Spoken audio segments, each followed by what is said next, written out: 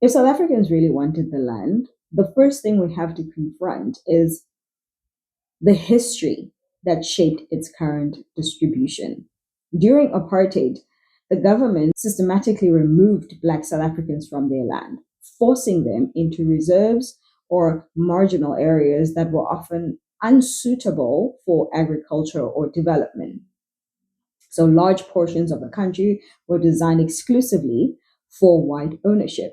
And this wasn't just a temporary injustice, it was a structural framework designed to concentrate wealth, to limit economic opportunity, and entrench social inequality.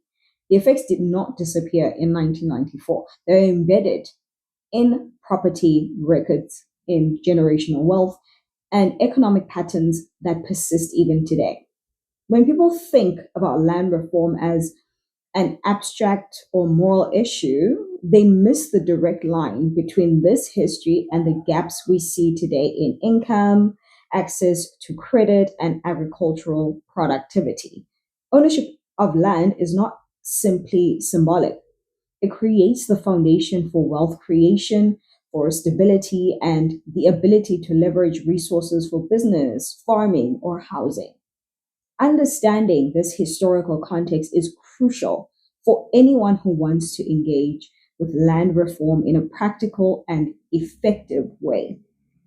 The lingering effects of historical land dispossession are both measurable and systemic, and they illustrate why reform isn't optional if we want to build a functioning economy. Communities that were denied land decades ago remain economically disadvantaged, and their lack of property limits access to finance, investment, and generational wealth accumulation. This creates a cycle where historical injustice directly translates into current inequality, making it much harder for affected populations to escape poverty or compete on equal footing. Reforming land ownership is therefore not only a question of justice, but a necessity for economic efficiency and national growth. When land is redistributed and made accessible, it empowers communities to produce, invest, and participate fully in the economy. If South Africans truly wanted meaningful access to land, the first step is recognizing that this is not an emotional or symbolic issue.